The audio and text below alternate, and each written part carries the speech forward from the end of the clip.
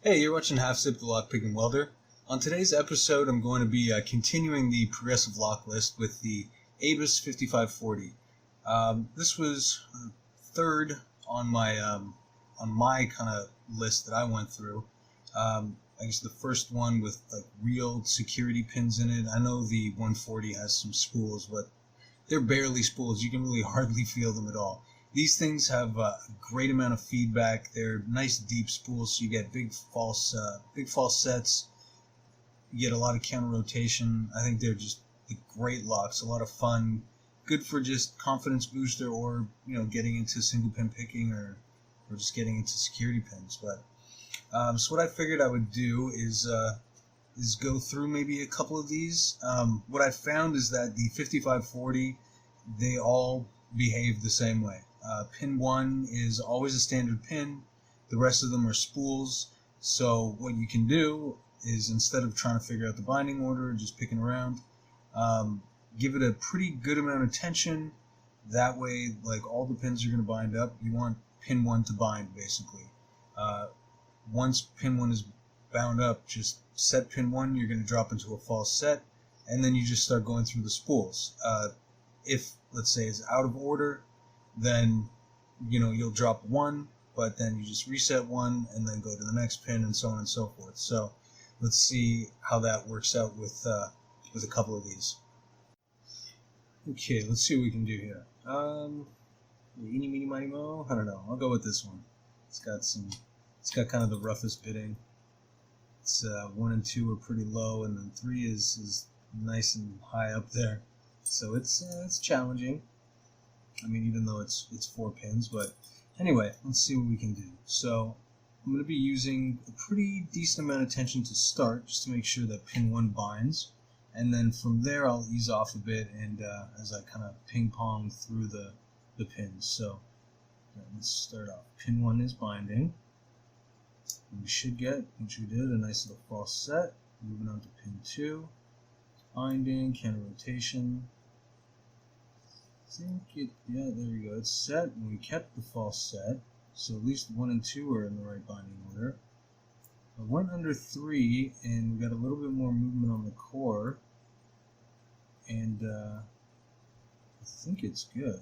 I'm moving on to 4, which is weird though, because 3 should be pretty high, so it's probably just in the spool.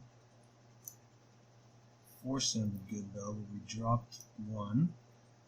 So 1's back, and now 3, I'm sure. Yeah, okay, so I'll push 3 way up there. Dropped probably 1, and there we go. Once we set 1, it opens. So yeah, I mean, it's a bit of a ping pong game of ping pong, I guess. You're going back and forth through the pins. You set 1, you drop into a false set. Then the next pin, it may drop 1, so you got to reset 1, and then so on and so forth. But you can kind of figure out the binding order with doing that. If you set pin 1, pin 2 is good.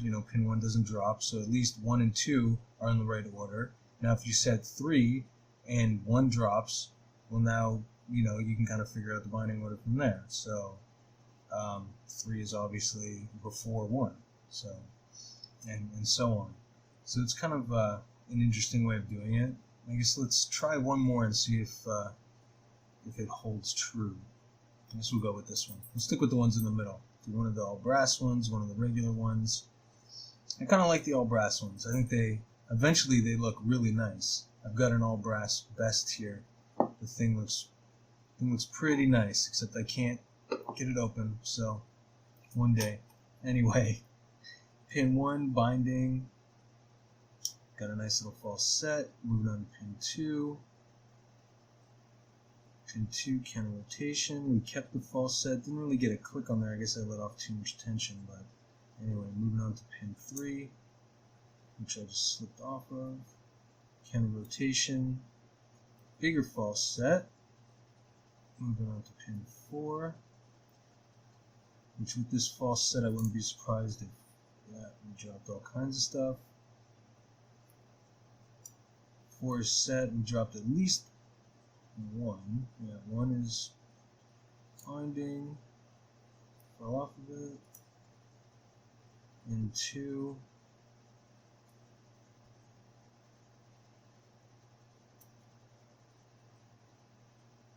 And 3. And there we go. So these are pretty decent locks. I don't know. I really enjoy them. I pick them a few times a day, or maybe not a few times a day, a few times a week. You know, every couple of days I go through them. They're just they're really fun. You get lots of feedback.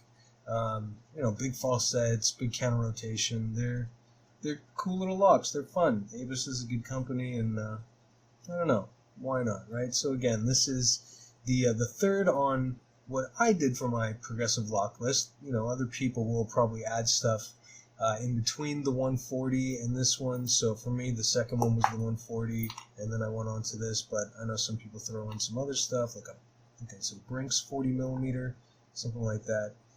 Anyways, even actually a Master 7. This is a Master number 3. Some people do, what is it? Yeah, Master number 7 after this, something.